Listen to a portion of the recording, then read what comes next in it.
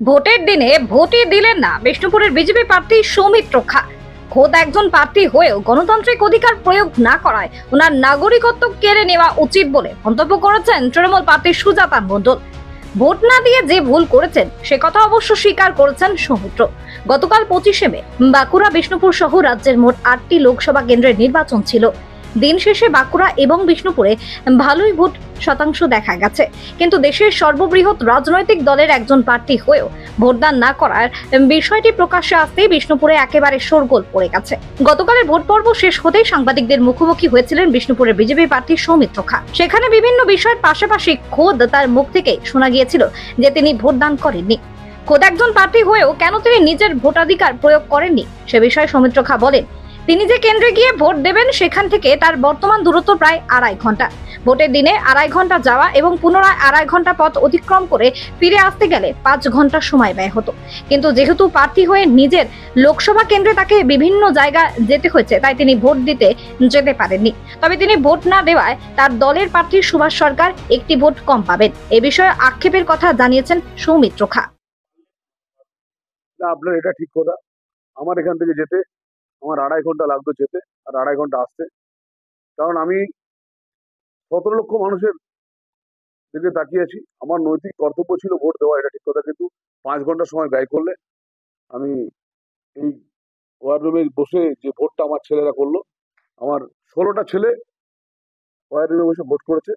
16 জন যুবক আজ এই ভোটটা করে দেখালো যে তারা পারে। একটা নতুন দিগন্ত অন্তত আমার কাছে শুরু হলো। নিশ্চিতভাবে আমি গেলে সুভাষদার একটা ভোট বাড়তো, কিন্তু যেহেতু 5 ঘন্টা ডিলে হতো, তাহলে আমি এই কারণে পারলাম না। ভোট দেওয়াটা অত্যন্ত দরকার, কিন্তু বুঝতে পারছেন পশ্চিমবাংলায় যদি একবার আপনি ছেড়ে চলে যান, বিষ্ণুপুর ছেড়ে চলে যেতাম, তাহলে আর এই ভোটটা হতো না।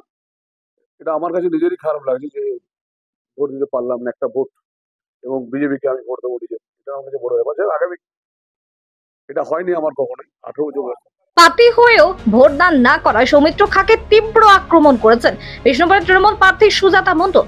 তিনি বলেন, ভোটদান না করা এটা অগণতান্ত্রিক কাজ। উনি হলেন একজন সিটিং সাংসদ, সারাদিন হোটেলে বসে ফুর্তি করেছেন। আসলে উনি নিজে হারবেন বুঝতে পেরেছেন, তাই ওনার দলের প্রার্থী সুভাষ সরকারেরও হার নিশ্চিত করতে তিনি ভোট দিতে যাননি। সুভাষ সরকার যদি একটি ভোটে হেরে যান তাহলে তার জন্য দায়ী থাকবেন সৌমিত্র খা। ওনার নাগরিকত্ব কেড়ে নেওয়ার পাশাপাশি প্রার্থী পদও বাতিল করে দেওয়া উচিত। এটা তো অত্যন্ত অগণতান্ত্রিক কাজ। মানে তিনি নিজেকে অহংকার করেন যে তিনি একবারের এমএলএ, দুবারের এমপি এবং সিটিং সাংসদ ছিলেন।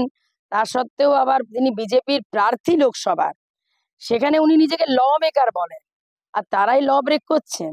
মানে তিনি বিষ্ণুপুর, বাঁকুড়াতে থেকে মানে হোটেলে ফুর্তি মেরে কাটিয়ে দিলেন সারাদিন, অথচ মনে করলেন না যে দেশের গণতান্ত্রিক, মানে দেখুন, পৃথিবীর বৃহত্তম গণতন্ত্র ভারতবর্ষ, আর তার সর্বোচ্চ ভোট হচ্ছে এই লোকসভা ভোট, যেখান থেকে প্রধানমন্ত্রী নির্বাচিত হয় আগামী 5 বছরের জন্য।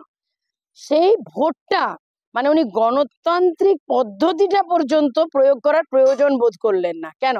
উনি শিওর হয়েছেন যে বিষ্ণুপুরে উনি হারছেন, তাহলে বাঁকুড়ায় ওনাদের যে দলের প্রার্থী সুভাষ সরকারও হারাটা নিশ্চিত করার জন্য উনি ভোটটা দিলেন না। আজকে একটা কথা মানতে হবে যে উনি তার মানে নিজের দলের প্রার্থী সুভাষ সরকারকে প্রত্যাখ্যান করলেন, কারণ উনি চান যে সুভাষ সরকার হেরে যাক। যদি সুভাষ সরকার 1 ভোটে হারে, আর জিত তো 1 ভোটেও নির্ভর করে, যদি সুভাষ সরকার 1 ভোটে হারে, তার জন্য দায়ী কিন্তু সৌমিত্র খানি থাকবেন। কারণ উনি না, উনি জেলার বাইরে ছিলেন, উনি 19 সালেও ভোট দেননি। তখন উনি বাহানা দিয়েছিলেন, উনি তখন দুর্গাপুর পিয়ারলেস সিং এ বসেছিলেন।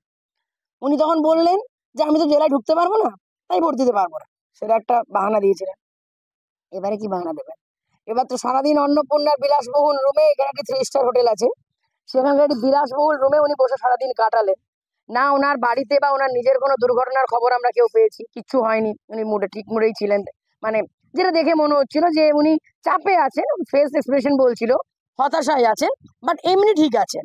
আর না উনি এমন কোনো কিছুতে ছিলেন যে হসপিটালাইজড, তাও না। তাহলে ভোট দিতে গেলেন না। আমি তো এটা মনে করি যে ওনার দেশের নাগরিকত্ব কেড়ে নেওয়া উচিত ওনার, এবং ওনার প্রার্থী পদ বাতিল হওয়া উচিত। কারণ উনি জেলায় থেকে উনি নিজের দলের প্রার্থীকে বা নিজের ভোটদানটা প্রয়োগ করলেন না, কি বলবো এটাতে? উনি চান যে ওনার দলের প্রার্থী সুভাষ সরকার হেরে যাক। স্বাস্থ্যসাথী মান্যতাপ্রাপ্ত রোগী পরিষেবার বিশ্বস্ত প্রতিষ্ঠান দামোদর হেলথ কেয়ার।